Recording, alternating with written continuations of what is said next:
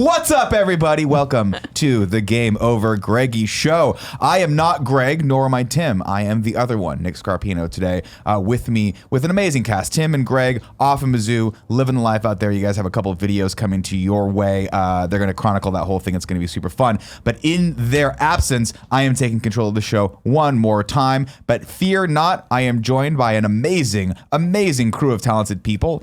Starting it off, clockwise, the Joester, Joey Noel. Oh, I hate that you went there. Joester. I was prepped for Christmas in April. No. I don't know how that works, and I don't understand that one. But I call you JoJo. I thought it would pick up. Nobody else went on there, and then you just let Joester happen. Yeah. I thought if I ignored it, it would just go away. No, that's not how we do things here. You have to literally pull one of us aside and say, "Please stop this." Well, that's the thing is I don't care. It's a net neutral on my life. Mm-hmm. Joester sounds like a 90s Genesis platformer. To my right, Jared Petty. Yep. Hey, what's Tamago up? Sensei himself, Jared Petty. Doki Doki indeed. Glad to be here. Actually, I'm Tim Gettys in a Jared suit. There's a zipper in the back. Oh, you're wearing like an Egger suit, like Men in Black? Yeah, exactly. Oh, he's wearing like an Egger suit. And rounding out the quartet of amazing talent, we have that candy man, that sweet, sweet, sweet boy, bringing the heat, Maxim Andy Cortez. Hey, what's up, guys? What's up, Are you man? going to do a Greg impersonation? And I'll do Tim. Do you want me to do? I thought I just did my Greg impersonation. You have to do a Greg thing. You do a Greg. What's the Greg? What's my Greg? You I do. just scream at the top of my lungs, take my shirt off, and put a Spider-Man mask on. I just wanted to do my Tim impersonation of, it's happening! Here we go! That's my Tim Gettys impersonation. Pretty good. The way he claps like that? I don't know. Greg says he claps like that. That is a total thing. And we never confirmed it, though. He claps with a cup? Oh, it's like a weird. It's like this. Gorilla I didn't see it, thing. and then It's Greg a weird pointed that out and I gorilla started clap. watching That's it. my Tim thing, too. I call it the sloth clap. Tim just sloth. repeats Yeah, the it's a last sloth. thing that somebody said, but louder. That's my Tim observation. I love how much shade we have thrown at Tim this entire episode. This entire episode. Damn. All right. That's what happens when he leaves his like random LaCroix on the set. Yep. If you got, I told you. it is a weird LaCroix. You do find random LaCroix in random spots, and it's off-putting because you pick it up thinking it's empty. It is a full can of LaCroix. It's a full uncracked can of LaCroix. Yesterday after Games Daily, I already love this podcast. He fucking walks by. Tim, no. Was it? What did you all record yesterday? MCU review. Some show. No, it was Games Daily because it must have been Games Daily because he walks back and I'm there editing and he looks at me, and as he's looking at me, throws 1, 2, 3 finished cans of LaCroix in the trash can while we're making eye contact the whole time. I'm like, you're a fucking disgusting asshole. It's like monster. picking up after some kind of perverse Easter egg hunt. It's just But he was everywhere you say, you smiling find it. too. Yeah, he's really loving it. It's one of those things where I can't prove that LaCroix is bad for you, so I keep my mouth shut. But you rue the day if something bad comes out. If there's one negative thing about LaCroix, I'm going to shove it in all of your stupid faces. We know you are. I'm going to do it. It's just delicious, bubbly water. Yeah, but it's got natural essence in it. What's that? Nobody knows. And one day, you're going to learn it's the addictive thing that kills you. That's what it's going to do. I don't think so. I don't think it's I like super it. No. addictive. What, LaCroix? How many have you had today?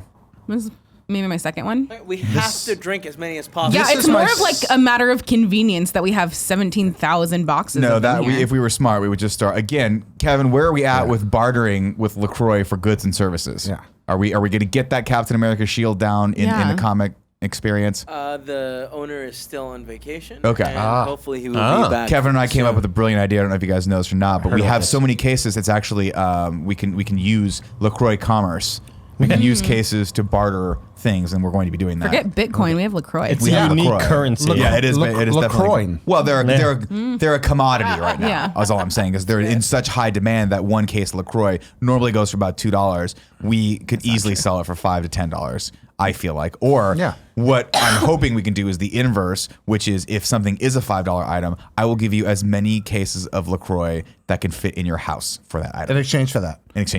So it's a that's where we're at carbonated. right It's like a graphics processor. It is It's carbonated exactly water. like a graphics processor, which apparently are hard to get now because everyone's mining Bitcoin. Impossible. Impossible. I want to upgrade the GPU on my PC. Nope. That's never going to happen again. Man, it's a brave new world play on out PS4, there. man. The best part about not understanding any of this is that you just don't have to care. Yeah. I'm Like I see the articles. I see. You know what? I was looking on Blockchain Facebook. I was this, looking on blockchain Facebook that. Marketplace. Speaking of Facebook, I was just watching Zuck try to defend himself. too. But Facebook Marketplace is kind of like Craigslist or whatever, right? and some guy was, you could buy guitars, or you could buy TVs or whatever, and a guy was like, graphics, I'm selling some GPUs for Bitcoin mining and blockchain decrypting. Like, what the how? Okay, it's not. It's doesn't make any actually sense not to me. nearly as complicated as people make it. The way Bitcoin works is you solve math problems to get Bitcoins. That's the whole economy. But is how built does on it that. even You to buy- get something that didn't exist before? I don't get it. Oh no, the value is all imaginary, but they still limit the supply by making you solve really hard math so problems. is the value of the U.S. dollar. Exactly. and The all idea is currencies. they wanted a standard that said you can't make all of these you want. So if you want one, you have to solve a really hard math problem. To do that, you have to spend time and energy working, literally electricity and time and resources. So what you do is you get a specialized motherboard, you fill it up with graphics cards because GPUs happen to be very good at the kind of math that you have to solve for those kind of math problems that Bitcoins are based on. You get them working on these little motherboards, solve the math problem, get a little bit of Bitcoin, repeat. If you can manage to make more Bitcoin by earning them through math problems than you're burning on parts and electricity, you can make a profit doing this. That's really all it comes down to. But I don't know. If you didn't know, hey, this is the Game Over Greggy show, where 4, sometimes 5 best friends gather around this table, each bringing a topic of amusement for your viewing and or audible pleasure. Did I say audible on purpose, or was that a slip of the tongue? Maybe they're our sponsor. We'll get to them later. Freudian slip. But I do want to thank all of you Patreons out there who have supported us over on patreon.com/kindafunny, including the people who are currently watching this show live right now. We had a rousing pre-show that was about 15 minutes long, during which we talked about what it looks like for a vulture to eat a squirrel. And it's every bit as fascinating as it should be, except shout out to, I think it was Alex Suarez, get closer next time. I want to smell the carnage. That's what I want. For everyone else out there that has subscribed to us at the tier that gets you the cool scroll bar names, which I believe is the $25 tier, we apologize to you because we have not been doing that. We dropped the ball. Of course, as you guys know, we are the show 3.5 Men. It was named after us because there's not a lot of us here. I don't know where I was going with that, guys. There's only 7 of us here. Sometimes we drop the ball on things. 8, counting Jared. Thank you so much for being here and filling in. I'm like 7.5, right? You come in as a full person. 0.6. Oh my You come in gosh. as a full person. Thanks. You're just ever present, and I love you for it. So every episode until we catch up, we're going to be doing the scroll bars. Kevin probably already put them up here. I think I saw him make a note of it. We very much appreciate you guys, and of course, we appreciate all of your patience on there. And hey, if you're like, hey, that sounds cool, I've never done that. Well, go over to patreon.com and check out the tiers if you feel like supporting the show. If not, no big deal. We roll this show out every Friday for free to everyone. But if you want to be exclusive and get it before everyone else, well, a week earlier, you can back us the $1, or you can back us at a higher level and get the show ad-free with the pre and post show baked in. And by the way, we do have 4 topics today, and they're 4 great topics. And kicking off those topics is the Joester. Woo! Okay, so Give me a better woo than that. I can't. I'm sick. I'm coughing. All right, I don't want Robitussin, to go for woo. it. She's been hacking up a lung all morning. Yeah, Andy Don't was like, woo. "Oh, do you need some Robitussin?" And I was like, "No, I'm okay for right now." And then later I asked Andy, I was like, "Do you have any of that Do you have that Robitussin?" He was like, "No, that was me trying to be like, you should go fucking get I some was just Robitussin." I was just trying to take, it sounded like you were dying. I was dying. Just send Kevin running to Walgreens. The Yeah, cough that I heard is the one that I visualized when Nick coughed with his tongue sticking out that one time on a party, where he's going, yeah, Greg. It was the funniest Old fucking. man cough. Have you ever done one of those full throat coughs where like the solid mass green projectile comes out? Totally. Yeah. Where, Yeah. God, I'm just known for that flies shit. out forward. You gotta I'm do known that for it. sometimes. Yeah. I'm gonna grab some on my way home. Yeah, definitely. What's your topic today, Joe? Okay, so we've been chatting this afternoon about what should we talk about today. Yeah, what's gonna happen? And we were coming up with a whole lot of nothing for a while there. We had some good ones. But if Andy says the topic gum one more time, I'm just gonna throw him. I'm gonna squeeze him through the Venetian blind windows that we have. That's over perfect. There. So I went ahead and put out a tweet because That's what you do. that's the thing. That's you literally do. your job So here. Matt A Plays responded and said something along the lines of, "What would be in like each kind of funny person's starter pack? When you think of Nick, when you think of Jared, when you think of Andy, we can do everybody that's not here too." Mm-hmm. What, like, if you disappeared and we had to grow you like little baby Groot, what would we need for that? I think the easiest person to start with is the person who is getting the most shade on this podcast, and that's one Mr. Tim Gettys. Yeah, that's because who I I wanna feel start like with. he's so. apparently blatantly obvious with the things that he chooses to This is my engage in. brand, yeah. This is what I love. So Tim's obviously starting off from top to bottom. You got to have the dope fade haircut with the beard combo. That's a natch. You have to have That's a natch? That's natch. Okay. It's natch. You got to have the bomber jacket or some sort of incredibly cheap jacket that will physically fall off you in about a week and a half. Okay. But because it doesn't matter because you have 15 more coming. I know that because feeling all he well. does is type in dope jackets on Amazon and buys whatever pops up. They are $18 and the pockets always break.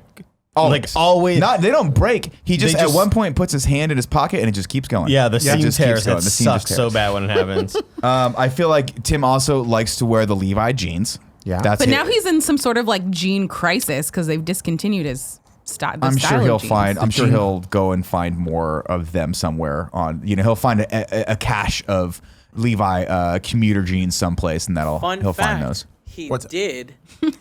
And they were like slightly different, so he threw them all. He got rid of them. Oh my God. Dang. Okay. Oh no, Levi's has fucked me over like that, where I feel like, oh, I'm gaining weight. I got to go up a size. Go up a size, like, these are fucking huge. What the hell? Go down a size. Why are these the tightest things I've ever worn? Yeah. Like what? Like, and I heard that there was a rumor where on Amazon people were selling, like counterfeit Levi jeans. They weren't actual Levi branded, which is why the size comparisons were so different and fucked up. It's Buy your happened to me pants before. off of Amazon? I used to, yeah. Well, no, I still do. But my Levi's, I was doing on Interesting. Amazon, yeah. Levi's did change their jeans like somewhere around, I want to say 2008, 2009, because I used to wear their like 511s. And then those were like the skinniest I could go until you got like, if you got to 5'10", those are like painted on, I think. I think that's how it used to go. Then at some point I went in to get another pair of 5'11s and they were way bigger. I think skinny had picked up, but no one wanted that skinny, but they still wanted it to stay skinny. So it was like, let's add a couple more inches in and around the areas that count. Yeah, I've returned many a jean. I'm really amazed that you all know so much about the jeans you're wearing right now. The jeans I have on at this moment, along with all the other jeans in my home, just appeared there several years ago. I'm not really sure where they came put them from. there? I don't know. I don't know where they came from. One day they were there. They seemed to have come like pre-worn a few times. And then I just wear them and gradually the belt loops break off. And when that happens, or when I change weight a little bit, I just like tie my belt as tight as I can. Then when it doesn't, because I have this huge belly, but I have this tiny butt. You got a tiny little rump. Like tiny little button ain't waist. thick with two Cs. So it's really weird. I get like pushed down by my like big fat roll in the front, but then at the same time in the back, nothing to hold it up. And so I just pull my belt and then I'll start to like twist it. So the belt gets all twisted up to tighten it up instead of buying a new belt, because I also don't know where my belts come from. Yeah. And I have no idea what brand these jeans I'm wearing right now are. I don't know where I from. live. It's probably conceivable that they're Levi's, truth be told, because like that's I would have to say that Levi's has to be the #1 jean brand. Check for God's Get your sake. butt up. Let me All right, look. we're gonna Let me take a look at here. 'em. Let's see. Let's Oh, take I bets. thought you meant to check the number Do you one. want to take bets on what he's wearing though? What Uh, are you gonna go? I'm saying Levi. What do you think? Wrangler. I don't know boy pant. Okay. things. Well, Boy pants? All right, we can take a look here. What do we got? What do we got? these are Lee. Lee. Yeah, Oh Lee. fuck. I pictured Lee in my head. Yeah. Yeah. Those Lee jeans. I Picture was the Lee. that's one of the things you like when I got married that my wife is very honest with. I'll put the jeans on and you get this. You get the head, Yeah. we're gonna wave those off. Those are done. Yeah. And then those get put in the pile You're that gonna get sunset donated. those. Yeah. And I appreciate that because I will left to my own devices. I'll wear the same shirt, jean, like 5 shirts and like 1 pair of jeans every week. And just if they get washed, that's cool. And then I'll wear them again.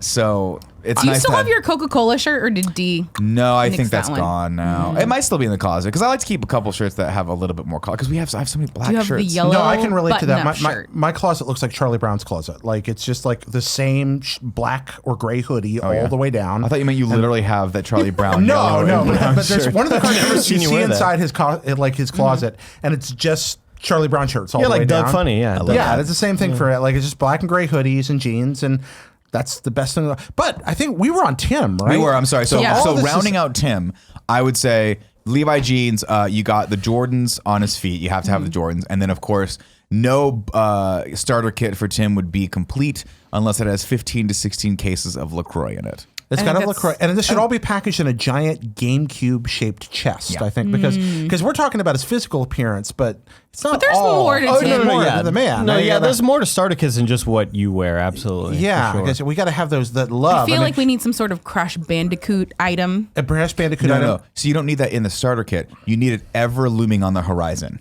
for Tim. You need it always just out of reach where it's like, are they going to bring grasping. Spyro back? And he can just be like, Unleash he the has, Dragon Man. he has to be able to obsess about a game. No, what you got? Okay, so what you got is you got a hat, and it's got like a fishing pole with a line hanging down. Yeah. And there's interchangeable fetishes that you can just attach to that. And as soon as he chases them, he runs around. And as soon as he gets it, you change it out and you put For another one. So something it else, starts- and you make it a little bit farther away. Yeah, and just keep moving it farther and farther out there. I think you also have to put at least one pack of amphetamines in there. Just to get that, so you can take that on hype day. Oh, you mean like just get Yeah. Yes. a couple Advance or something? Sponsored like by that. Gatorade. Or Adderalls rather than Are we Advance. Yeah. are we Could at be the reversed. point where we talk about how he got royally fucked over and didn't had to pay that $900 parking ticket?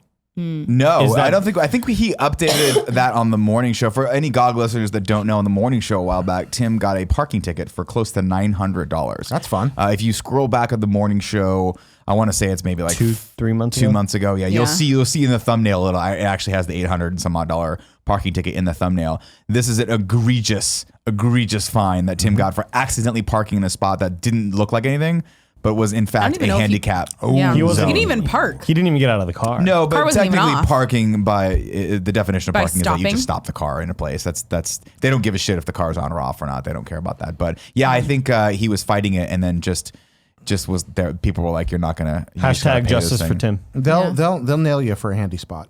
Yeah.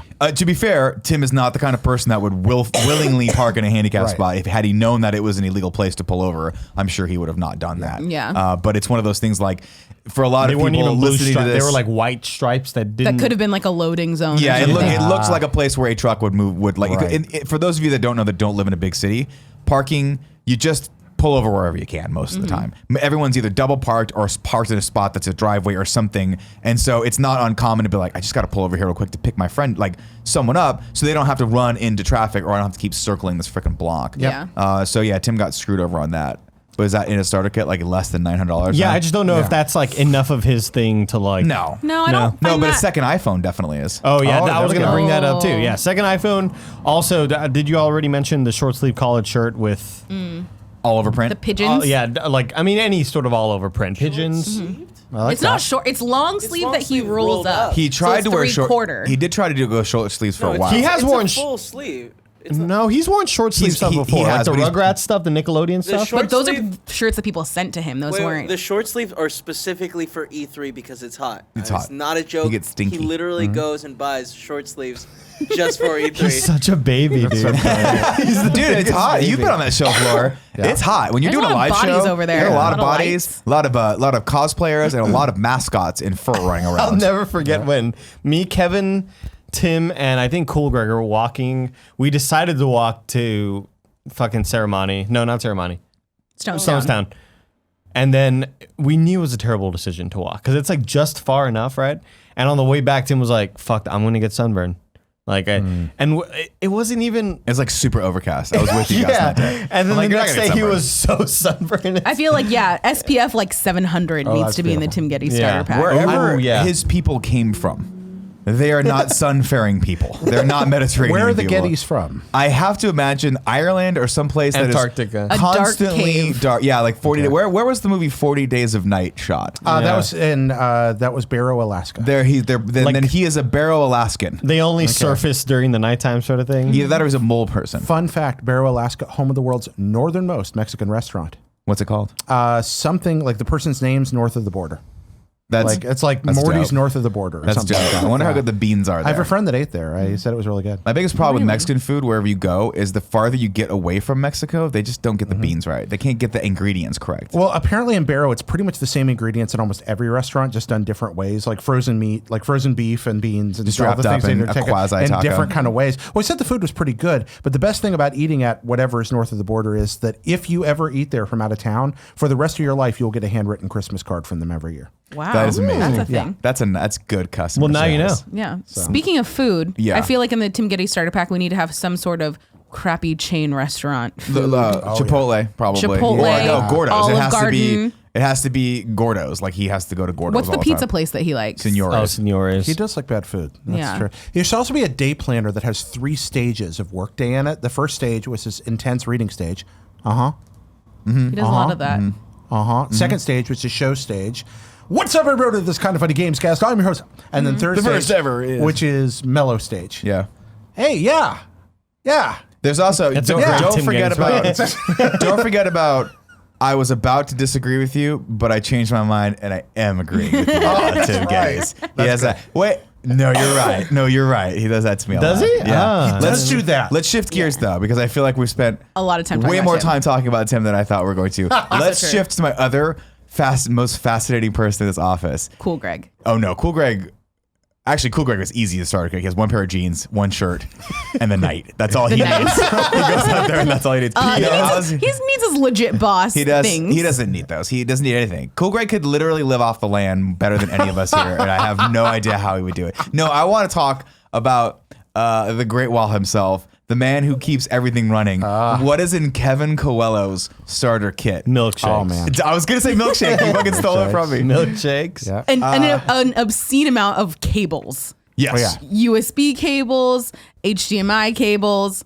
I don't know what other kind of cables there are. I would go ahead. If you could put obsession in a bottle, I think that would be there too, like liquefied obsession. Okay, but you only take a drop out every now and then. I remember I asked him for help on microphones one day, and he got so excited. He gave me the best help on microphones I've ever received, but he also gave me like 6 hours of help on microphones over the course of 3 days. It was beautiful, and He's passionate. And when we were far past the point that I was satisfied, Kevin was so committed to helping out and so obsessed with finding the best possible solution for me that he just kept going. And some of that's just the goodness of his own heart, and some of it I could see the glint of madness deep in those eyes. At the Rooster Teeth at the Let's Play reunion, they were having some problems, and Kevin was the most excited I've ever seen him to help out and just like, what do y'all need? Like, hey guys, you guys need help? Let me know. We have equipment. You guys need to hook stuff up. I can hook up this fucking cable to the screen.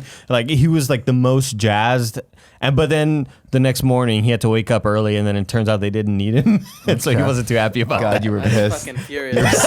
Fucking mad. Because we had so little. such a lovely night No, the night yeah, prior. and also you guys came in 3 hours later, all like, "Hey, we're all relaxed. What are you guys doing?" I'm just like, I've been literally standing here. Yeah. 3 Kevin hours. showed up early because they were like, Kevin, they're going to need you. They're going to film something. They're going to go shop for stuff at Walmart. It's going to be like a little video bit they're going to make. And he was like, all right, cool. On And he the got there and he was plus like, we didn't do it. On the plus side, I did get that giant water slide. You did. Oh, yeah. And That was, a great but I call. thought that was the whole point. And then you were like, no, we were supposed to do something else. But they Yeah. just totally dropped the ball on that. You're like, I'm sorry, dude.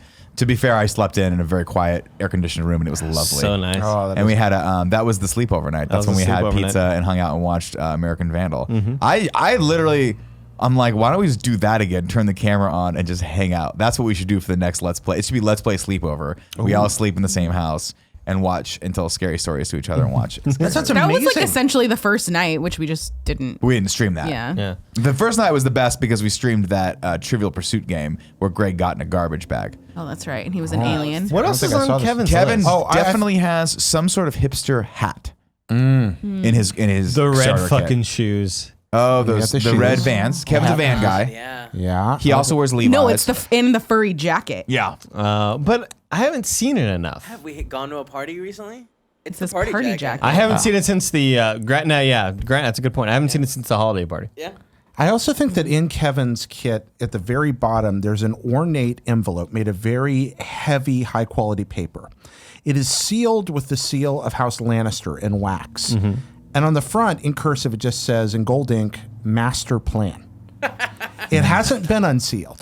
But somewhere inside is the secret plan. Because See, I fun am... fact, Tim wrote that secret plan. Okay, there Sealed it is a with his sec- family's crest. There we go. Okay, so what's in there? I will tell you this: if that Kevin if is the keeper of the plan. Kevin does have that secret master plan, but I will say one day when you open it, you're gonna open it up. It's gonna have a lot of eraser marks on it. That's for sure. It's gonna have those marks that when you're almost out of eraser Oh, yeah, and you yeah. carve the fucking line into the paper. That's Nothing what it's gonna look gives like. me like a worse feeling than that. I hated It's that the feeling. worst. There is nothing better than opening an envelope and finding something completely ridiculous or surprising inside. Like usually when you get an envelope, you have an idea what's going to be in there. It's going to be a check or a letter from somebody. somebody or a bill. But I got this. I ran into Miranda not too long ago at her desk, and she's like, "Oh, I have this for you." And she had a sealed envelope, and on it she'd written a bet that we had made like 2 years ago, and we'd put money in the envelope for the bet. And I won the bet. It had to do with something that was going to happen in the game. Completely forgotten this ever happened. So she hands me the envelope, and it's like $20. This versus she owned this. up to it. Wow. She owns up to it. Cool. I opened the envelope. Inside were $17 in cash and a tiny piece of paper with like a cute little animal that's on it that said, "I owe you $3, Miranda," and signed. And so I got $17 and a $3 IOU note with her signature that's on just it. as good. It was beautiful. What's in Greg Miller's? I have one more addition. Oh, what's for in Kevin's. Kevin's? Okay. It's one of those like desk plaques, you know, like that has somebody's name on it that like banks and stuff have. Yeah. But instead of it saying that, it's just a quote from Kevin that's "I fucking hate Thursdays." Okay. Oh, yeah. I know you're going to say it's a quote, but one of the words is misspelled, like one of his tweets. You guys are doing an awful job. How has my Leatherman not made it into this damn thing? Oh, yeah, he should have some sort of tool that That's when I true. ask to use it, I can't figure out how it works. It's terrifying. how it should be. And then he gives it to you open, and then it's like, I don't know how to I close don't know how to this, close and I feel the like I'm thing, gonna. and I don't know I feel why like it's a the fucking tool bear smells like trap. blood. I also think knee pads for Kevin because he spends a lot of time crawling around. Yeah, but he also likes to be hurt and complain about it. That's true. So I when he didn't goes, think about "Oh that. man, my knees hurt so bad," and then he stares at you, and you're like, "Why do your knees hurt so bad?" "Oh man, I was cutting down Christmas trees all day yesterday for Paula's parents," or something like that. He has a Paula story. That's the other thing that has to go in his starter kit. A crazy Paula story of something he did that no normal human being would ever subject themselves to, simply because he's a good guy and he's married. I think that's good. I also think we need a small herd of large animals, like as a sound effect, for when Kevin runs from one side of the studio to the Yes. other. That does happen a lot. You need yeah. it's sort of like a herd of caribou. Oh, no, running. it's No, it's great. something heavier. I feel it's like Caribous are big. rhinos. Oh, you think or rhinos? like something like How it's big is it's a giraffe? terrifying. I don't know. If you go to like a Japanese, Like a bison, maybe? Maybe that. if you go to a Japanese department store or really any store and you ask somebody for something that's not there at the counter, the attendant will regularly sprint to run off and get whatever you need, Good and then customer service. sprint and run back. They just run back between, and they just take off. You don't know what's going to happen, and then run back. I have not experienced that feeling since I came back to the United States until I started working here a few weeks ago. And Kevin will just run from room to room, and I'll have flashbacks being in Costco in Osaka. The difference is Kevin will do that whether if there's a problem, the internet needs to be out, or if someone brought milkshakes. Like the varying degree of when Kevin chooses to run, there's no rhyme or reason for it. He It's just likes to because just I'm on move the fast. board. He's a fast mover. I'm on the board. You're a fast. You do it mover, even baby. when you're not on the board. Yeah, sometimes you just go fast, man. Gotta go fast. Kevin, if I were to tell you that I'm at a LaCroix, would you sprint and bring any? Please don't. Don't sprint. Don't sprint. If I ask nicely, No. Do you want more LaCroix? if I say please, I really would. Okay, what flavor do you want? I'd coconut if you got it. Yep. Since you're out there, if you grab Couple of another them. orange one, that'd be great too. Yeah, if you don't mind. I'm not look at addicted that. to these things. I just want something to drink because my throat is scratched. Do you want to make a tower? This one's not done yet. It was like a okay. preemptive get. One of the, oh God, making a tower reminds me of being in college, and my friends all drink more than I did. I didn't drink a whole lot in college. Good man. But my friends, He makes up for it. one of my friend, like the most dude bro, oh God, what's his name from 21 Jump Street? Channing Tatum's Tatum, character. yeah. That's like, watching that movie, I was like, oh my God, this could not be any more like my friend. And I won't name his name. But he's a cop now. in FAR No. and RGV. He built up a lot of he put a lot of Coke can or a lot of beer cans. Whenever he'd finish a beer, he'd start building them up, right? Sure. Eventually, by the end of the night, all my friends and him had this giant thing of fucking beer or whatever. And it got knocked over, right? You just said that like Keanu Reeves. I want you to know. Did I? It got knocked over, the whole tower or whatever. And I was so pissed off that it was even being built, right? Yeah. Why the fuck are you built? And I was like, why are you fucking building it? Like, oh, look, there's beer on the floor and shit. He goes, yeah, but yeah, I don't drink the last bit of beer because it's all fucking spit. That's why I don't drink it. Like, he was thinking I was getting wrong at him for leaving beer in the can when really I was just mad that they were building a tower. And it was like the funniest, like to me, like I look back at it and that's like one of the funniest moments from college of like, what, there's fucking beer on the floor. Like, well, yeah, I don't drink it because it's all fucking backwash, dude. It's like, that's not what I'm mad at. I'm mad at the fucking tower. That anecdote will teach you a lot about Twitter right there. That's like Really? every conversation I've ever had on the internet. It's like, I'm trying to make a point about something that I think's clear to all of us. Oh, yeah, well, there's spit in the bottom. Yeah. I don't know what you're talking about. I'm talking about the fucking tower you just built. Why did you make that? Like, It was so funny. All right, segue, because I love this topic. What is in Greg Miller's starter kit? First off, that little green crystal from Superman 2 that he uses to get his powers back on his last desperate day. I'm convinced Greg actually has a little glowing crystal that he keeps in a barn somewhere that he's holding out for the day he has to bring like something back after he's blown up his life and he needs to rebuild his career. And that little green crystal is going to be there. He's going to hold it close and he's going to come back more powerful than ever. Or I'd say maybe when he even does 2 shows a day and he has to do a third. Yeah. Or he does 3 shows a day, and for some reason there has to be a 4th. He just gets and he uses that as like he rejuvenates himself. Yeah, I like that. The recharge. Yeah, never There's got ending to be energy. a chicken wing bone. Yeah, gotta be a fresh order of chicken wing from Wing Wings. Definitely. There's got to be something Mizzou. Those yellow Mizzou shorts. Oh God, the shorts. Which I've requested that he get Tim a pair of since they're in Missouri, so they can be twinsies. Oh, great. Tim's pasty white legs are going to look great getting burned in those. I will say there's got to be a wiener dog in his starter kit. There has to be a mildly dysfunctional wiener dog. Yep. No, it can't be one that's normal. It has to be one that has issues.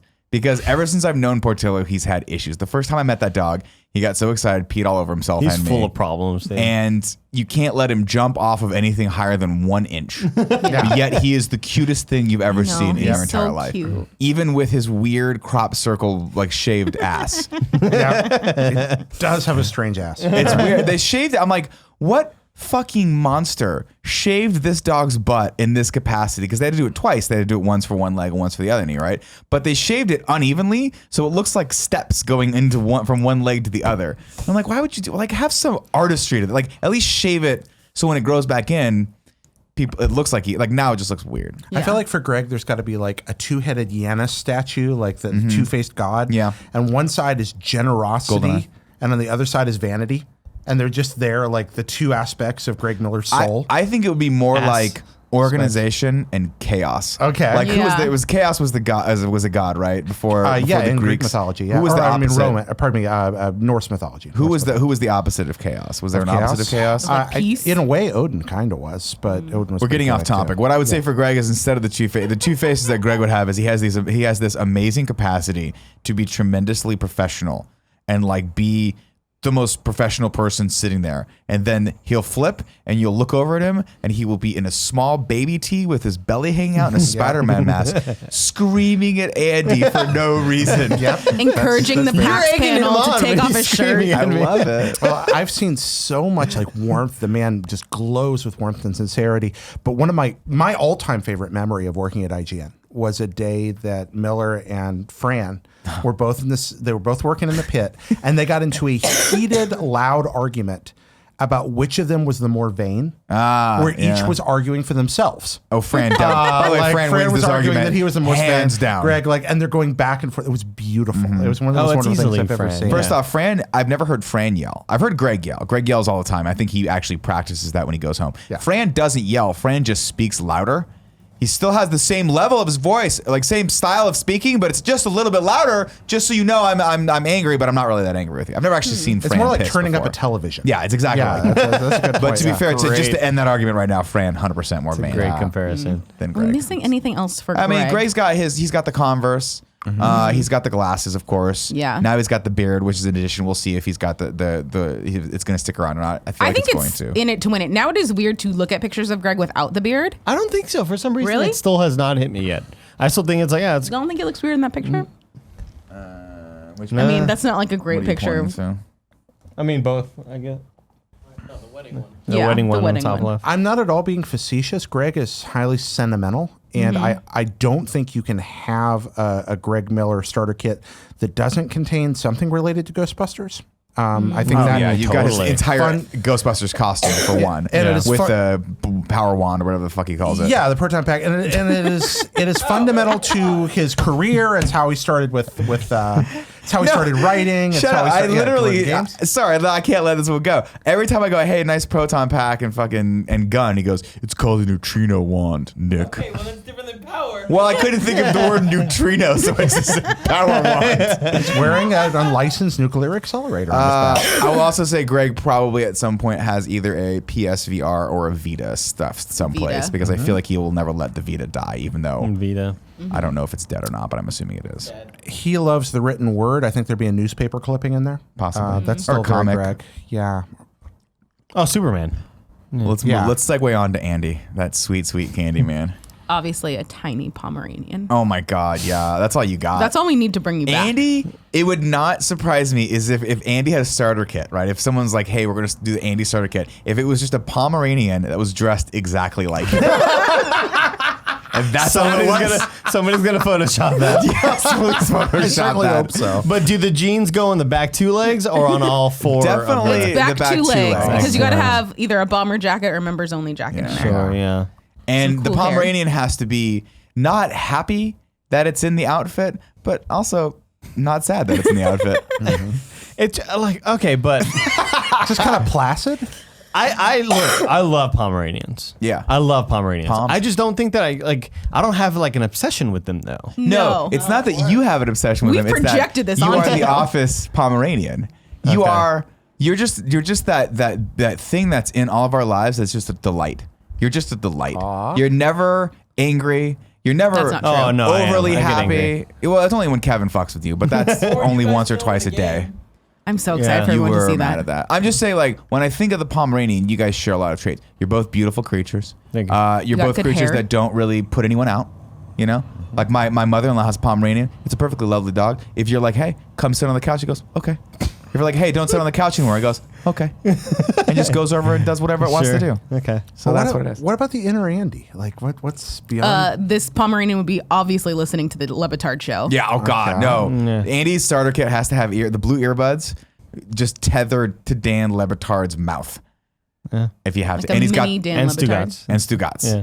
And then you have to occasionally tell me that I am the Stugatz of kind of funny, which sounds I'd say like the a little Spurs. That was my next thing. Yeah. There's got to be some sort of basketball Yeah. reference in there. I think Cowboys and Spurs are kind of like they run my life The when Bra- they are when you don't they're really care about going. the Braves anymore, Yeah.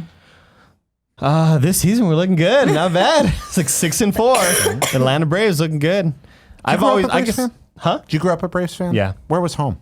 Texas. Oh, okay. So, wait, you're rebel then a little bit. No, well, Should you be a Ranger fan? Isn't that No, what I the know. team is? I've told this before. It's like the Braves were syndicated on TBS. TBS, right. And the Astros never were. Like, but we probably would have been Astros fans if they were on TV. But my dad was like, I don't really have a rooting interest in anybody from Texas in baseball.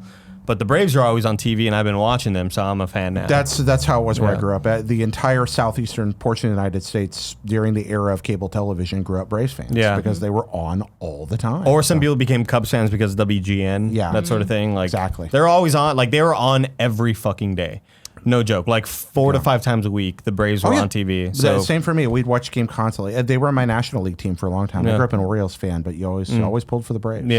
yeah.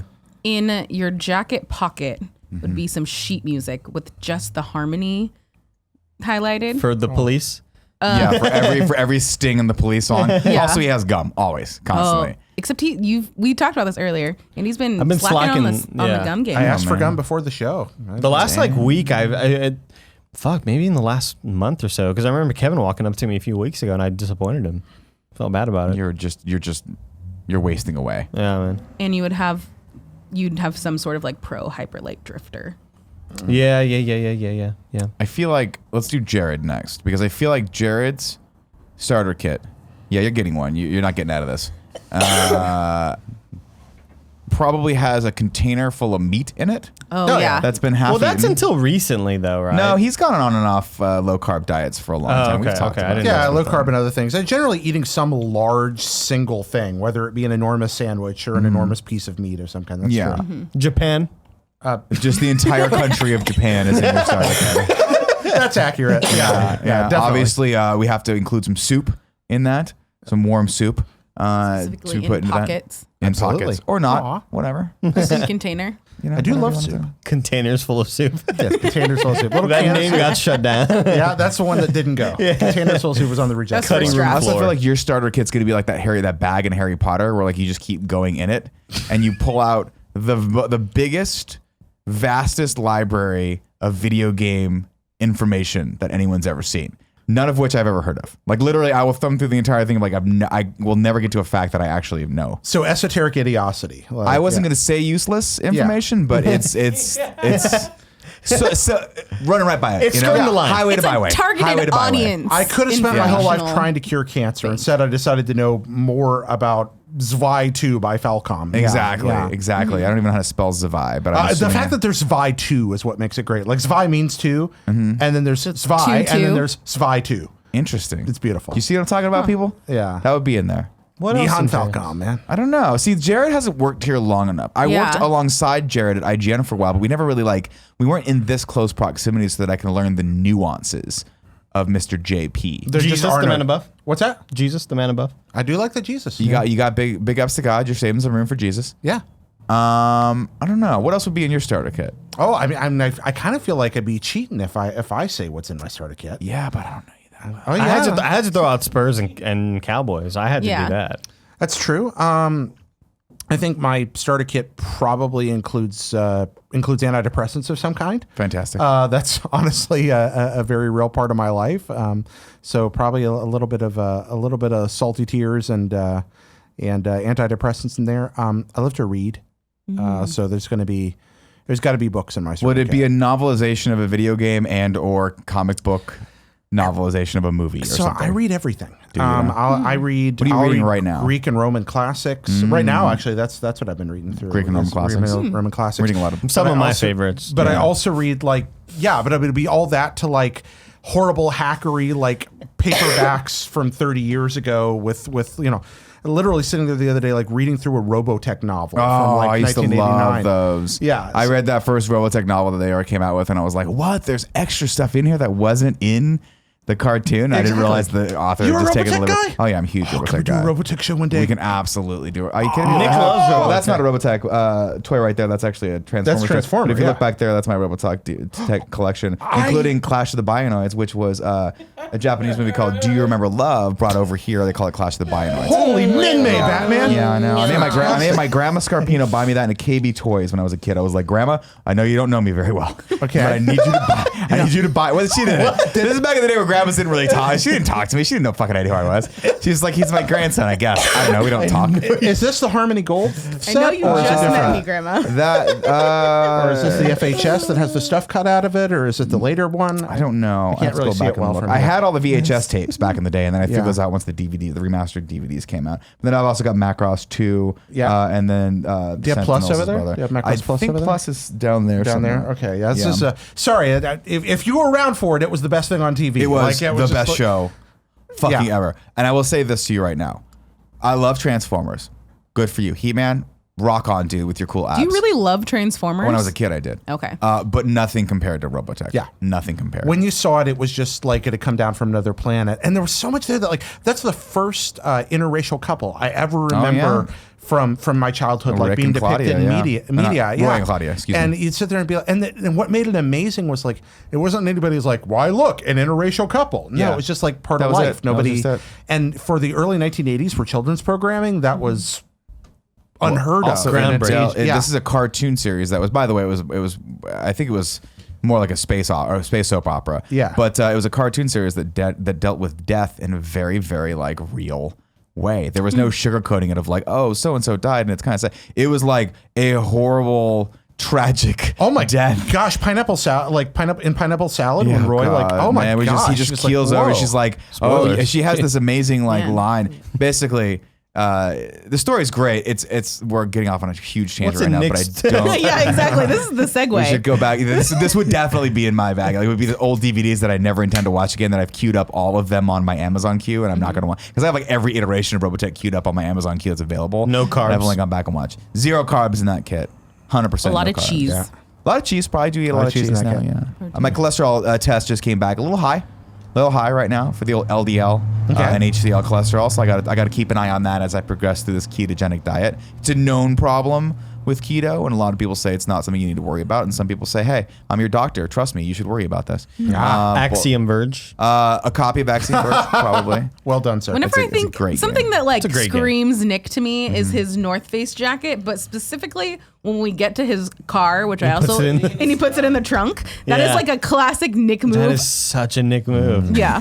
To put your jacket in the trunk. That is classy though. It is, Yeah. Kevin. I just don't like wearing my jacket in my car. What I picture, But I think Kevin. I guess it's your car's normally packed, so that's why you don't put it in the back seat. But I picture you opening the trunk and like having a hanger there. Like, hey, like it opens up and it's a closet. Yeah. No, the reason I put my jacket in the back is because early on when I first moved to the city, I didn't have a parking spot, so I'd have to park on the street. And if I put anything in my car, I would fear that it would get broken into. Yeah. So I learned very quickly to keep my car immaculate, leave no sign that anything of any value is in there, and then I lock my trunk so anything I need to put in, like a jacket or whatever, gets stolen, just goes right in the trunk. And even that doesn't protect you. When I was in court a few months ago for something, and there was a case going on before ours, and the person on trial had been accused of breaking a window here in San Francisco to steal a box of laundry detergent out of the back. Like I leave nothing. Like I walk by cars sometimes and I look and I'm like, there's a half consumed bottle of 7-Up in that guy's car, and I'm like, you're asking for it, buddy. Someone's gonna break in just to have that little bit of joy in their life because they don't give a shit. And also, if they break into your car, if it's a homeless person, they just don't care. No one's gonna stop them. It is difficult to overexpress how common car break-ins are in San Francisco right now. I mean, have you read anything about the escalation statistics? No, at this point? but given I spend a lot of nights now walking around the city, various parts of the city, places that I don't think I'd ever go to otherwise if I weren't doing comedy, and I see so much more of that, for lack of a better term, like negativity out there right now. I see so many more homeless people. I see so many more people who are clearly abusing substances, and there's just so many more people in the city now. Than there used to be. I've seen a lot of people point it out when they were here for GDC. Like, man, for a city who, is proud of how technologically, like, how this is like the mecca for game development and futurism and all that shit, like. This city has a lot of problems. Oh yeah, we do not take very good care. I mean, there are plenty of people. I don't want to I don't want to undervalue the work of many people who do work very hard here. But for the amount of wealth that exists in this area compared to the plight of the homeless in this community, it's simply inexcusable. It's absolutely horrific. This place kind of celebrates a weird, almost bipolar relationship with its community. It is a microcosm of the economic shift of America into very rich and very poor, and our lackadaisical attitude toward that. And it's extraordinarily frustrating and sickening. There's a school of thought that says that the Great Recession never really ended, that we've just been kind of being carried along by momentum and credit and interest rate changes, and that we're actually still right in the middle of it and going to get caught with a second wave.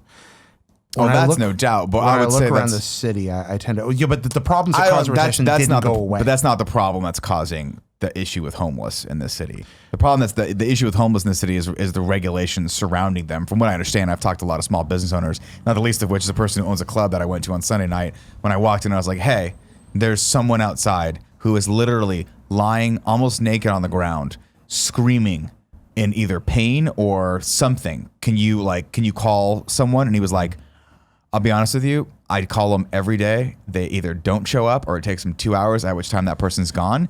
And then if they show up, they have to ask that person if he needs help. And if he says, which usually is the answer is no, they can't do anything about it.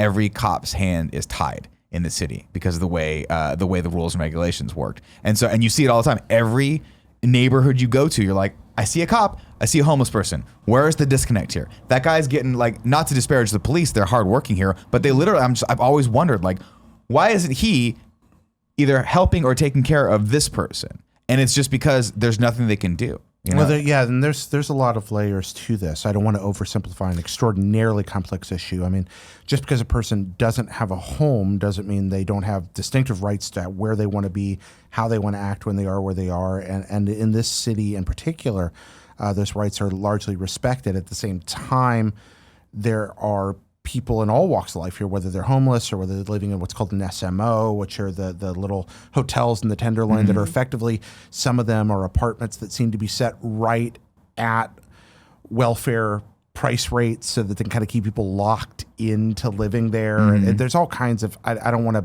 disparage or anything like that, but there's a lot that goes into this. And it is a problem that can be solved, but it would require enormous effort, enormous flexibility, and a lot of money. And no one's willing to apply any of those three things to the scale of the issue for the people here.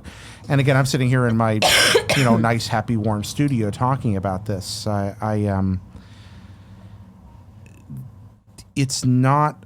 I guess I'd think about this. One of the great Sioux leaders during the 19th century visited Washington, D.C., one of the great Native American leaders. And he was given money by the federal government while he was there for his expenses. And he gave it to a homeless man on the streets of D.C.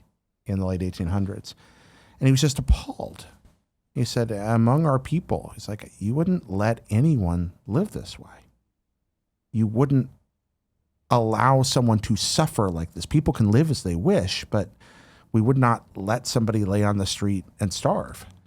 And we seem to have, functionally, when it comes to what we prioritize in American society, no problem doing that. And it's a kind of terrifying indictment. I'm sorry, that was very preachy. Bringing the mood right back up. Joey, what's in your starter kit? Top Gun for Nick. Top Gun and me. Yeah. A lot of Kenny Loggins and Nick's. Oh, yeah. There would be some Kenny Loggins in mine. Highway to the Danger Zone. Hotel California. In Joey's, just a lot of alcohol, guys. Oh, no. A lot of wine. No, with Joey, I think a copy of Persona, for sure. A copy of Stardew Valley, just so I can Also true. remember I would the say one thing that you Stardew said. Valley. Because I don't. Persona's like a recent thing. Yeah, exactly. You also have a copy of Your Name that apparently Ignacio Rojas sent to you a long time ago. He didn't And even send it. Someone sent it to you. You've got it. You won't bring it to me to watch. What's up with Yeah. that? That's annoying to me. Here's This is the what this thing. podcast is all about. It's Let's just get an to the root of the intervention issue. to get. Yeah, let's the I copy really of Your just Name. wanted to get back to you. I have like a box of stuff that I need to bring Just up, but bring we haven't me been here. Your Name. I would Or I say haven't been I would here. say wine for Joey. But we've been gone. We went to spring break. Then we went to PAX, and it's all this thing. It was raining. I have to carry this giant box of. Did you just blame it on the rain? Various gifts, yeah. Did you just Milli Vanilli it? She did. Maybe. I believe she did. Oh my goodness! We don't talk about the fact that Kevin brought up all Chardonnay. those boxes. Ew. Okay. Oh my That was like the most offensive thing you could put in my starter kit. Ladies and gentlemen, this has been a fun topic, and we're going to move on to another topic right after that. But before we do, this episode of the Game Over Greggy Show is brought to you by Audible. Table. For our audiences, Audible is offering a free audiobook with a 30-day free trial. If you want to listen to it, Audible has it. Just go to audible.com/gameover or text GameOver to 500-500 and browse their unmatched selection of audio content. Download the title, free, and start listening. It's that easy. I love that Andy just scurried. It was the definition of scurry. Cutely scurried away. Around Almost the like a corner. Pomeranian. It was. I'm just You're onto saying something it. here. The parallels are crazy. Right now, I recommend listening to a book called The Filthy Truth. It's Andrew Dice Clay's autobiography, and let me tell you, folks, it is absolutely fascinating. If you don't know about the Dice Man, he is one of the most controversial stand-up comedians of all time. He had a crazy rise to fame in the 80s and an even crazier fall from grace. As a huge fan of stand-up, I highly recommend reading about this because it's nuts. Right now, Audible has a bunch of cool features, including one called Send This Book in Clips. Share a book from your library with anyone, and if it's their first time accepting a book through this feature, they can listen for free or share audio excerpts from your favorite listens with anyone. Your books are yours to keep, by the way. With Audible, you can go back and re-listen anytime, even if you cancel your membership.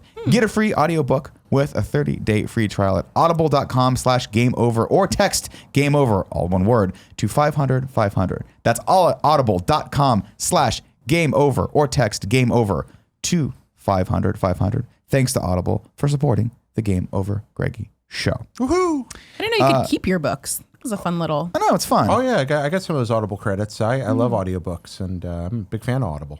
I drive a lot, so it's nice to always be able to listen to something. Okay, we interrupt this podcast to bring you a message from, yes, another illustrious sponsor. Ladies and gentlemen, if you've tried or you're currently trying online dating, chances are you've run into lazy text messages, dead-end conversations, random matches that don't turn into dates. But have you seen the success stories from eHarmony? Real people finding real matches with eHarmony. Quote, we've never thought we'd meet someone online that was so compatible, and we are so grateful that we were able to find each other, said Lisa and Mark. Don't settle for anything less, and you will too meet the one, and will complete who will complete your life, says Bruce and Lori. Obviously, eHarmony knows what they are doing.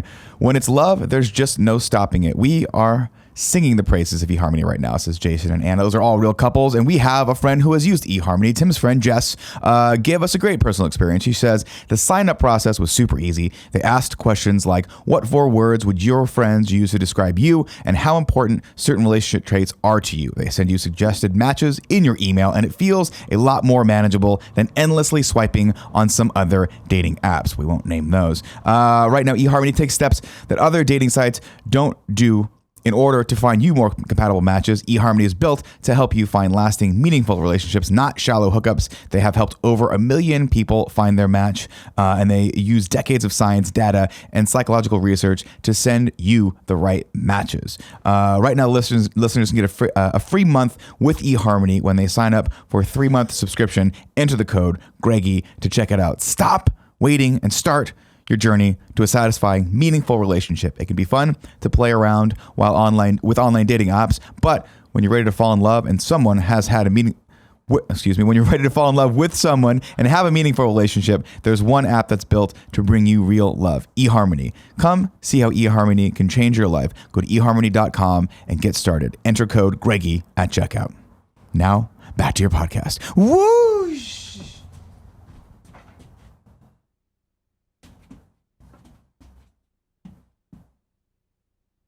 I'm going to give you guys a choice because we have time for probably one more topic. Wait, I mean, I expected the first topic to go like maybe 35 minutes. I wasn't and we even really expecting It ended up just being us. I'm impressed with us. I'm very impressed. Professional podcasting.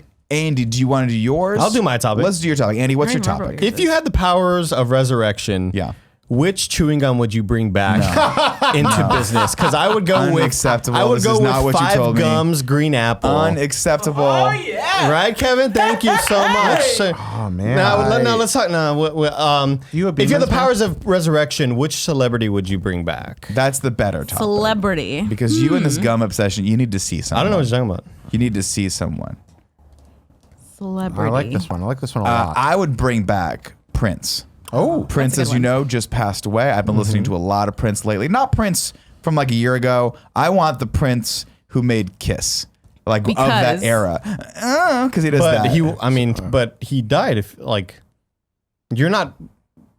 You don't get to pick an era of Yeah, Prince sure. to No, resurrect. but I'm You're just bringing resurrecting back someone the so I have person. the power. Here's the thing. I knew you were gonna bring back Prince. Oh. But what what I could tell is people want Prince back for what he used to be. Yeah, not for but what at he the was. tail end of his career, like I don't think people cared about him nearly as much as No, he had certainly. As Kind of well, like he Michael. was- I feel like Michael Jackson falls in that same thing. Of Well, like, yeah, they want although it's kind of a Sure. different Michael situation Jackson there. was about to do a tour. People still care. yeah, people But they were want gonna 80s Michael Jackson. Yeah, Oh, you sure. want Thriller era Michael Jackson. I feel like we ought to be allowed to bring people back in their prime. If we're going to bring Yeah, it back, Andy, why don't are bring it you- back there. I think that's a fun part of this. I vote mean, for that. Yeah, Show if of I hands. Who wants to vote for that? Bring them back in their prime. bring back in their prime. Well, Sure, I yeah, guess I don't All care. right, Well, there we go. Now we can bring back the Andy's Fugees. topic. You just got outvoted. You just Yeah. co-opted. It's fine. I like that. I think mine is the best, regardless. Who was yours? Well, no. If you think yours is the best, I think yours should wait to the end. Oh, Okay. yeah, that's a good point. Okay. There's a Brutus and Mark Anthony Yeah. thing going on there. Yeah. Do you I have like anybody off the top of your head, that. Jared? I do, yeah. For me, Genghis Khan. no, well, sort of. One of the OG He's celebrities, Dr. Benjamin Franklin. Absolutely, for me. Okay. Hands down. Ben Franklin is one of my all-time favorite people to read, to study, to find out about. Nobody ever lived a life like that. The dude he did everything. In an era when you could master almost all the knowledge in his part of the world, he did. Inventor, diplomat, statesman, founder of nations, technologist, printer, ideologue, philosopher. He did everything. And the dude obviously experimented with electricity, invented everything from the rocking chair to the house-safe stove. He, helped create contemporary Republican democracy as we enjoy it in this country today. One of the world's earliest anti-slavery activists, one of America's earliest anti-slavery activists, and somebody that really ideologically cared a lot about that. Helped start fire departments in this country. Had a whole lot to do with the entire existence of the contemporary medical system in the world. The idea of hospitals as they function today and the way they treat patients, most of that began with Benjamin Franklin. So why do I say celebrity?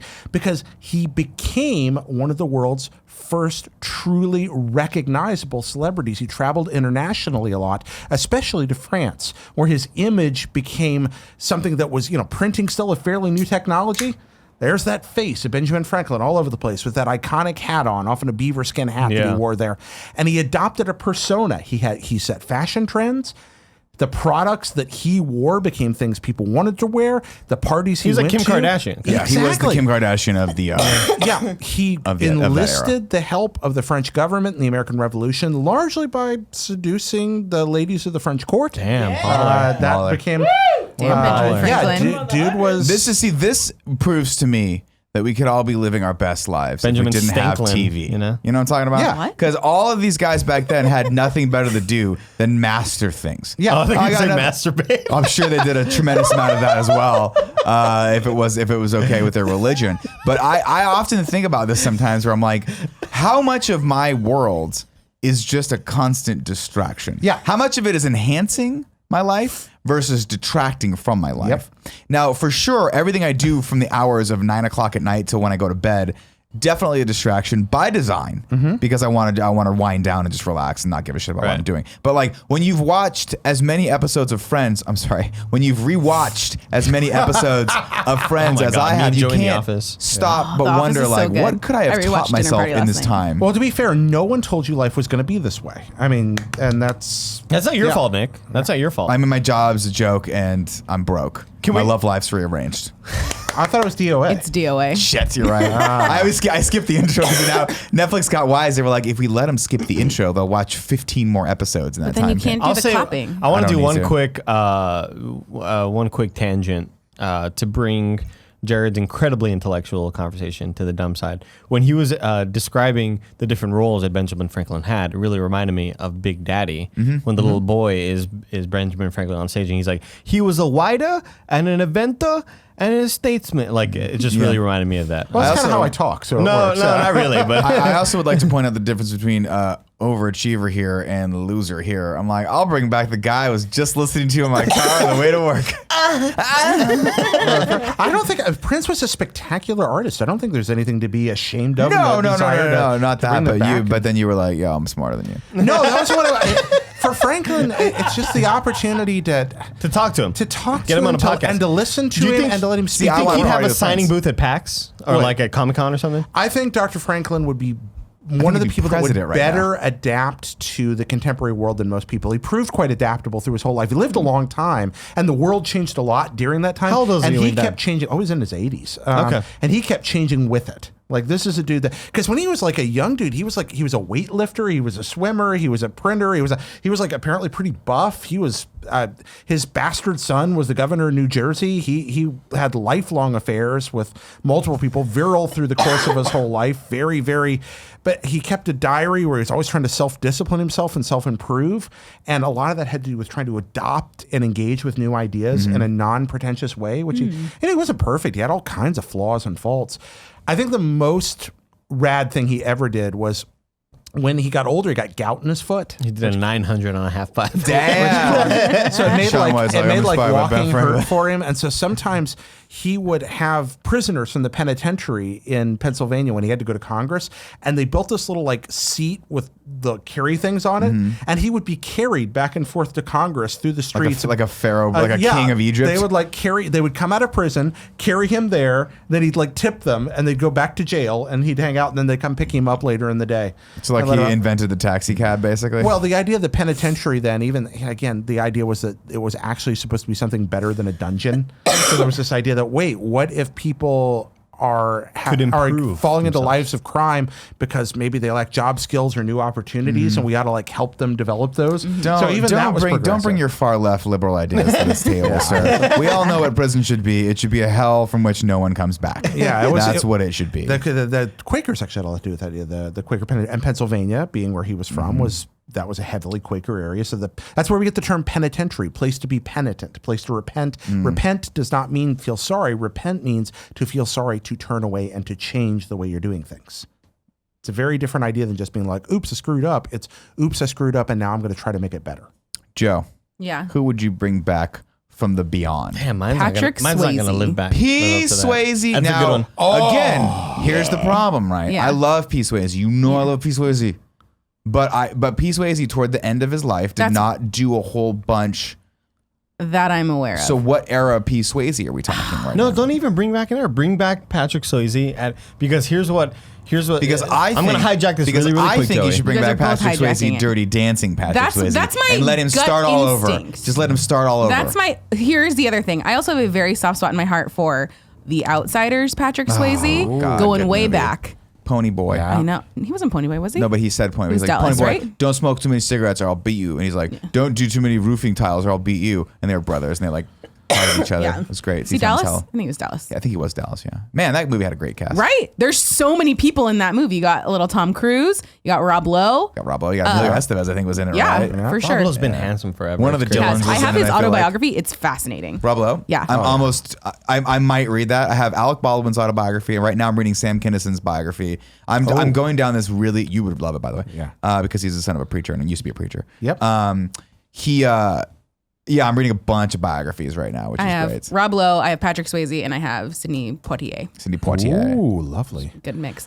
But my first instinct is go Dirty Dancing because that's the Swayze I love. But there's also Roadhouse. But that's what I'm Right. saying. If you start with Dirty Dancing Swayze, you get to Roadhouse Swayze eventually. But if I start with Outsider Swayze, do I then get to Dirty Dancing Swayze? you got something to look forward to. And then you get to Ghost. So The you just- problem is yeah. Jennifer Grey won't be Patrick Swayze's age anymore, so you can't recreate. Unless I mean, that's I who feel- Andy's going to bring back from the dead. Oh, there we go. He's not dead. I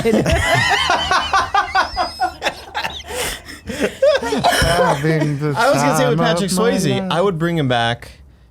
He already lived those years, right? Yeah. And it's not like he's gonna remake those movies. In my fantasy, he's going. It all leads to Point Break, and he and Keanu Reeves are young again. Keanu Reeves, who I also would bring back from the dead. I want to see him. I want to see him at his age, and I want to see him.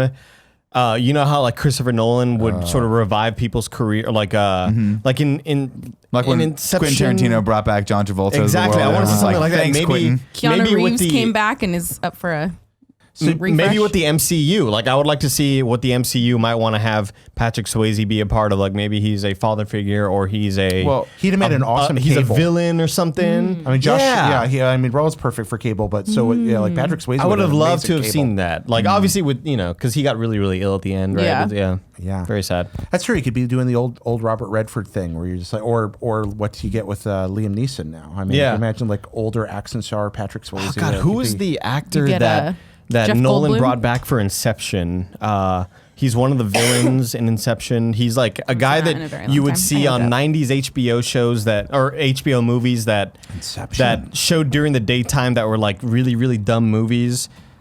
He's known for doing that. Like when he brought what What other movie was he in? You got to give me something else. What part I'm did he play looking. in Inception?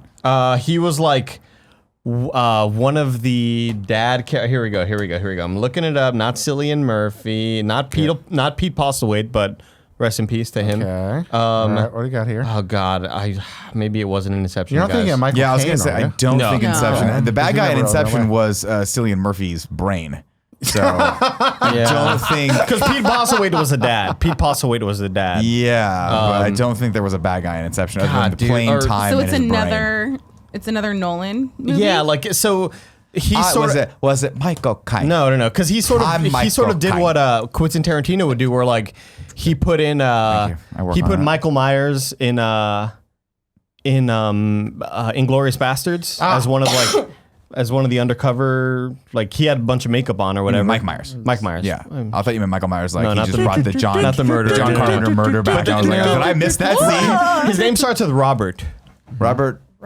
Townsend. No, I don't remember. Robert Townsend. Are we going Hollywood Shuffle? I mean, oh man, I just put the first Robert that came to my mind. Not even sure who The Robert fucking Townsend is. audience is probably like so pissed off. I here know, that chat's they probably going cannot think crazy. of him. Robert Townsend's that awesome guy from Hollywood Shuffle.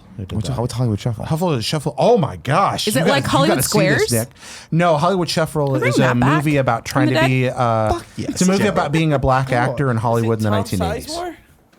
It was not. It was Wait, not. say that again? It's a movie about being a black actor in Hollywood in the 1980s. Oh, yeah, that's not interesting. Hollywood I'll check Squares. that out. Yeah. Eric Roberts. You got to give me more than that. I know Eric Roberts, but what Yeah. movie was he in that He you're was in. referring He to? was in Dark Knight.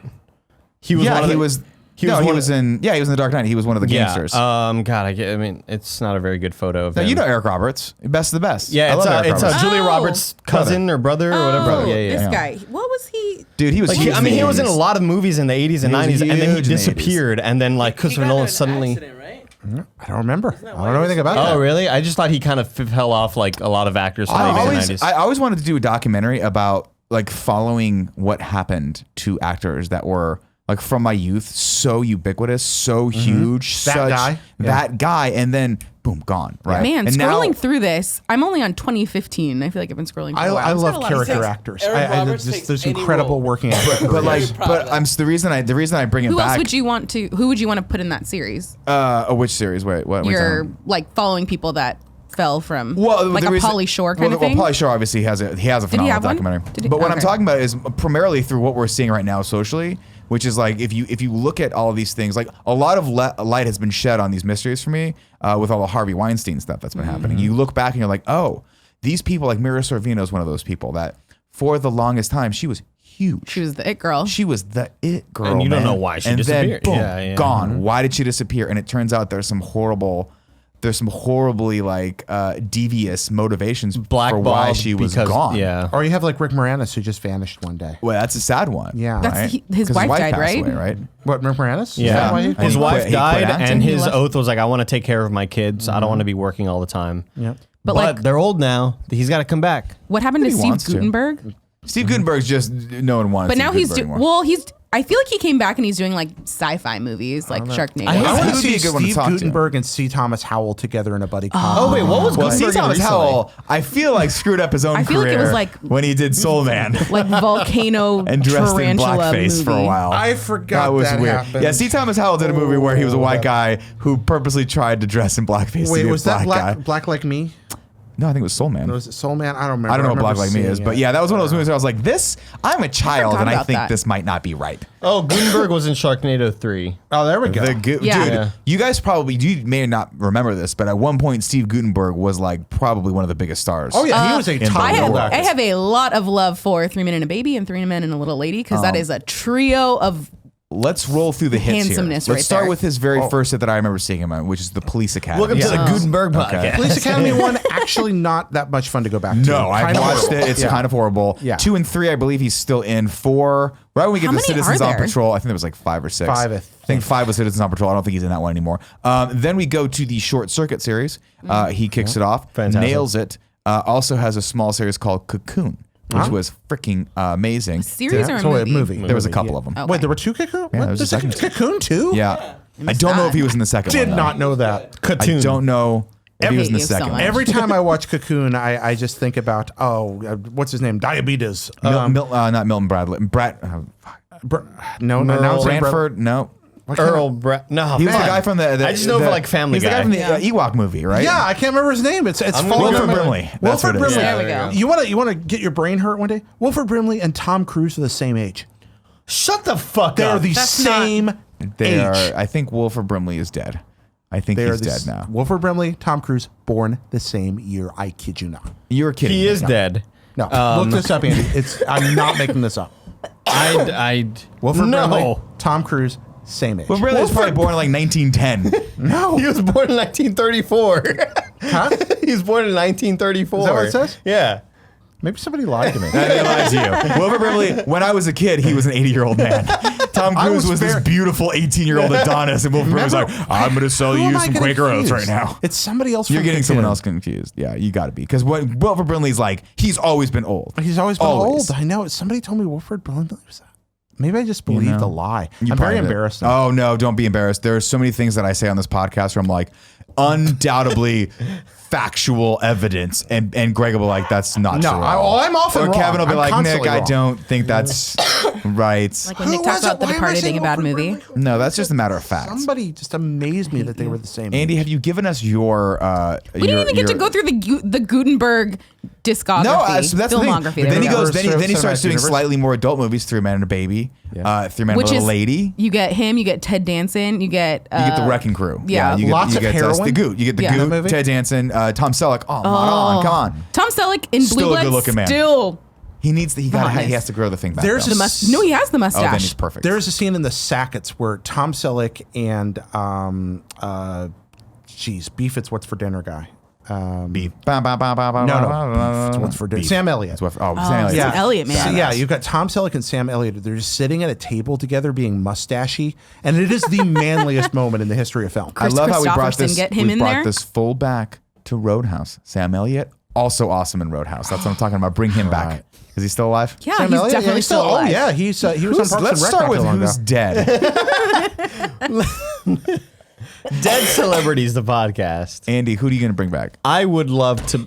Joey. I'm sorry. Got really Yes, excited about Dead please. Celebrities, the podcast. No, Kevin O'Graham. Huh? I am bringing back Steve Irwin. Oh, Like the crocodile the hunter. explorer guy that got stung by Crocodile a hunter, yeah. stingray or a manatee or something like that. Stingray. That's a real good one. I have such Well, if an you're gonna- affinity for Steve Irwin. Really? I love Oh, the man. kidding or not? I love the man, dude. Really? And Why?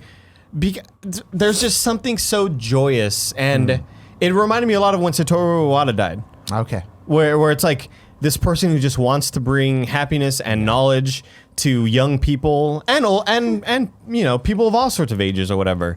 But he was just so excited about what he did, and he not only did he love his job, but he was really, really good at it. And then he died. And it was like one of the I still think it's one of the saddest, like this almost like Robin Williams. I think him and Robin Williams are the celebrity deaths that affected me the most. He believed in his work, and he wanted that work to make things better for people. Absolutely. Yeah, that's very He real. was, Absolutely. he was one of those guys, though. I'll be honest with you. When he died and the way he died, I was like, not that anyone would deserve to die like that, but I was like, this is a guy that would drag crocodiles out of the fucking mud. Oh, he was playing with fire. He was Yeah. insane. Yeah. There was a great clip I remember where he it's like maybe 9 p.m. It's maybe 8 p.m. It's like super dark. The sun's almost gone pretty much. He's like, is that a lion? No, and he goes and chases he's it like down? in grass, and he's trying to grab a snake, gets bit by the snake. He's like, oh, crikey, oh no. And then him and his cameraman are sprinting the fuck back to the truck, right? Yeah. He's like, To get I some just got bit by the anti-venom. snake. I don't know if this snake is poisonous or not.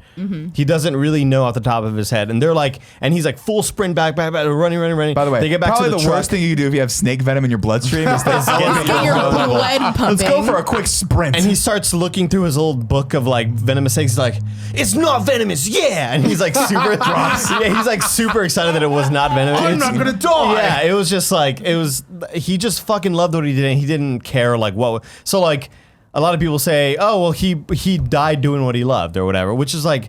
Who would have thought that a fucking stingray would have been the one to do it, right? It wasn't a snake. It wasn't a fucking. like, didn't he get hit in the Crocodile? chest or something? It Yeah, was an yeah. enormous directly. manta ray. Yeah. Yeah. 'Cause have you ever seen a manta like in an aquarium? I must have at some They're point. like but 6 not- feet wide. Yeah, they're huge. truly huge. So And why it try just- to wrestle one in its He water? wasn't- Get it out of the wasn't. water. It just happened to. It was a 1 in a million. the It was barb like fucking pointed at the right spot. Anywhere else he would have been fine is what people say, like, but it hit like The artery. the fucking most important artery, and he just Yeah. and I forgot there's like a really, really touching story about what his final words were, where like he knew he was dying, Yeah. and he knew that he was going to die right then and there before the ambulance even got there, I think. Yeah. Just like, it's so heartbreaking, man. But it's really cool to see the legacy and to see like his kids and his Yeah, wife exactly. continue all of his work. Oh, are they doing Exactly. Yeah, I saw a Well, that's picture nice. literally on, I think it was Twitter today, Oh, so where did it I. was Bindi with the like giant Yeah. tarantula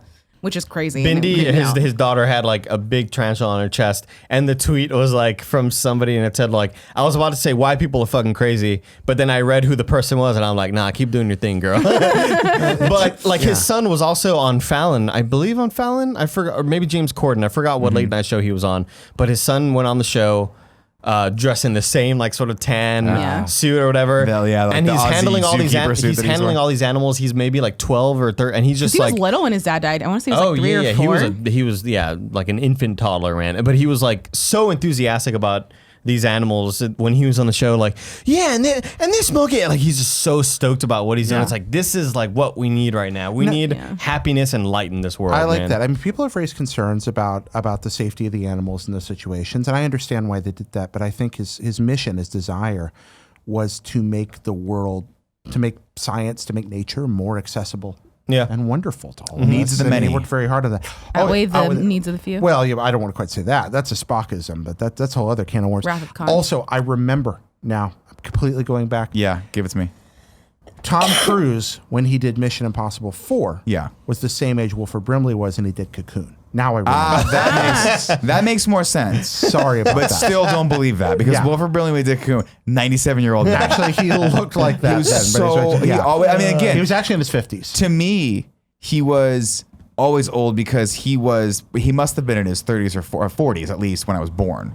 Like, so I remember in the 80s when I watched the Ewok movie, he's white-haired, balding. He has the grandfatherly voice, and I never had the pleasure of meeting any of my grandparents, except for once, my mom's real dad in Italy.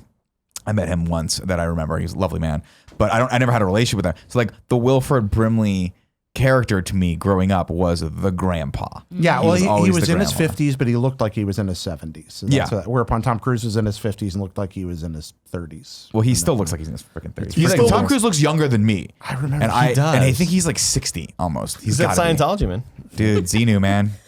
Pumping down the astral. Yeah, fuck yeah, dude. But I'll that's take some of that. I really do love the sincerity of that pick. The I love Steve. Yeah, I honestly like every time his anniversary of his death comes around, I just get so bummed out. Crikey. And then I just like watch videos on YouTube for the rest of the night.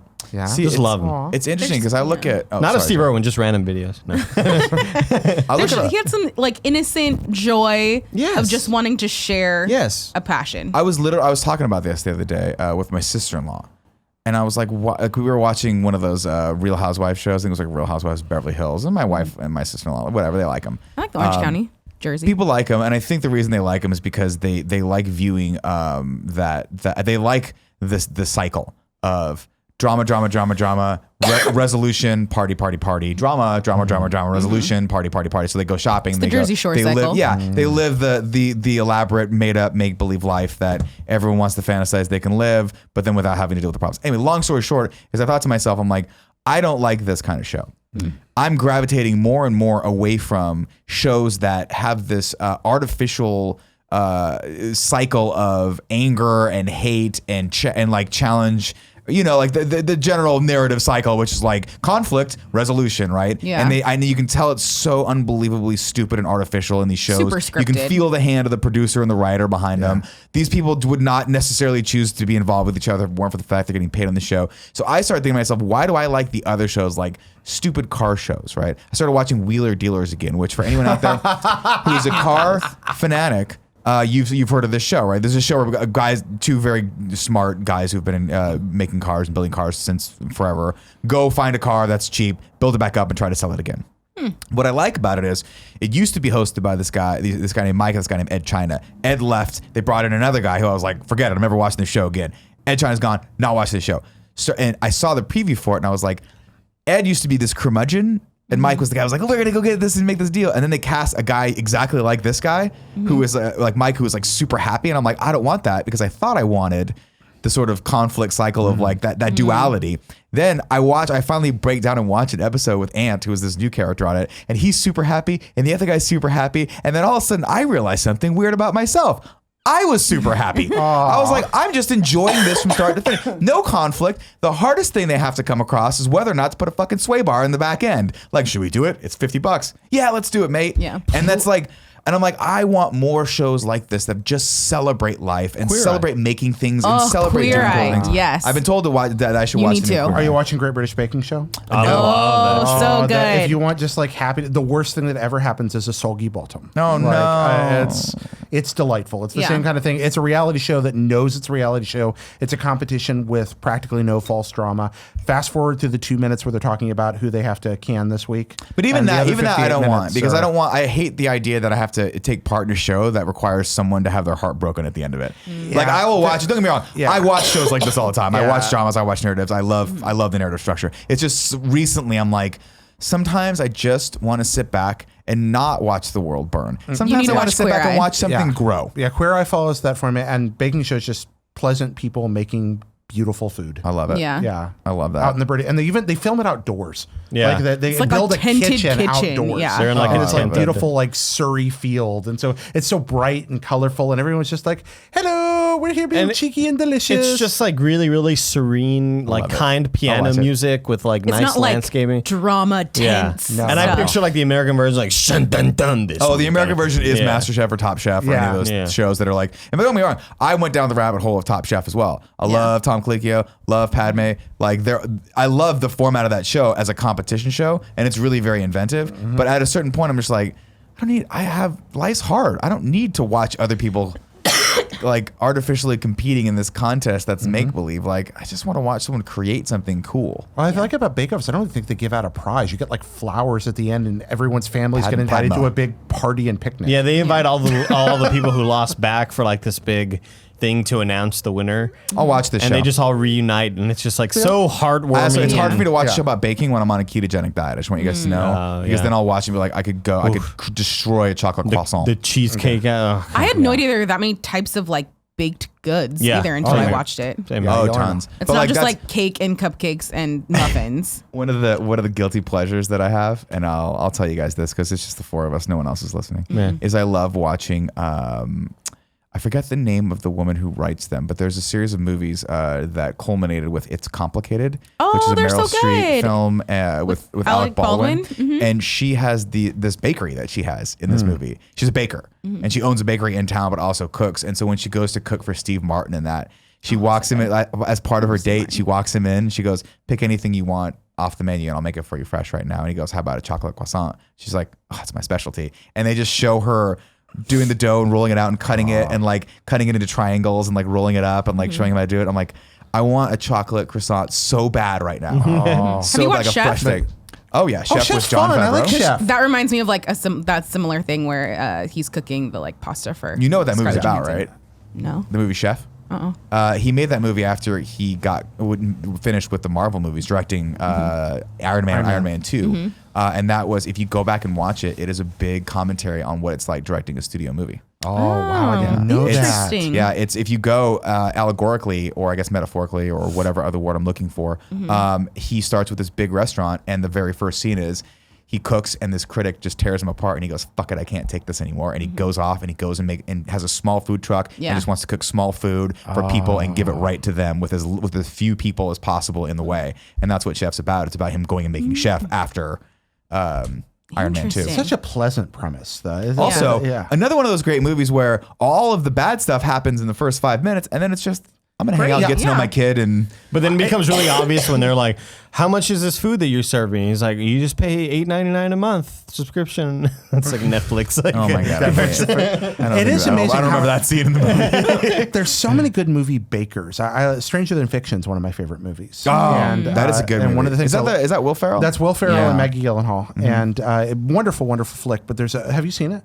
There's a wonderful movie. There's a part in that where she's a baker. He's eventually fallen in love with her, and he's really screwed up, and he's trying to make it work, even though he thinks he's about to die.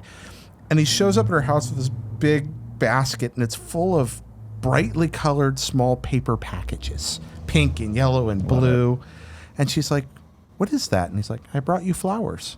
And she's like, "Flowers?" And they're like, "Yeah, this is wheat, and this is and this, and she's a baker, and he brought her flowers, and Different he had from little different different kinds of regions and different flowers, places, and he's just like, That's very sweet. Will Ferrell, I'm in love with you, and I want to sleep with you now. It also has the distinction of having motion graphics done by one of my favorite motion graphic houses. If I'm not mistaken, I could be wrong on this, but I'm pretty sure it was MK12. Oh. Which did, they also did the motion graphics intro for Quantum of Solace, which if you remember, you might not like the movie very well, but if you go back and watch that intro with that dope ass Jack White, Alicia Keys song at the beginning of it, they're awesome. And so they did all the cool stuff like zigging in and out of him. If you don't like Quantum of Solace, I don't want to know you. That's a story for another day, ladies and gentlemen. And I think that rounds out this podcast. Joey, Andy, Jared, thank you guys so much for joining us and filling in for Tim and Greg, who will be back next week, along with myself, I think, unless I check the calendar and I'm gone, but I'm pretty sure I'm here. Of course, guys, if you're watching this on YouTube, thank you so much. Please hit that subscribe button and like this, and leave a comment letting us know who you'd bring back from the dead and what era you'd want them to see. And if it's Patrick Swayze again, just take a moment to realize he looked better than anyone with his shirt off, and I loved him for it. Of course, if you guys are supporting us on Patreon, and you're watching this live right now, stick around for the post show. If you want to watch it live, go over to patreon.com/kindafunny. Support us at the $1 or above level, and you get to hang out with us for an extra few minutes at the end. Until next time, have a wonderful, wonderful day. Hey everyone, click over there to subscribe to our channel. Click over there if you want to support us on Patreon. Click right on my face if you want to watch last week's episode of the GameOverGreggy Show. And click right down here if you want to watch today's episode of The Morning Show. Say bye to the kids. Bye, kids. Kiddles.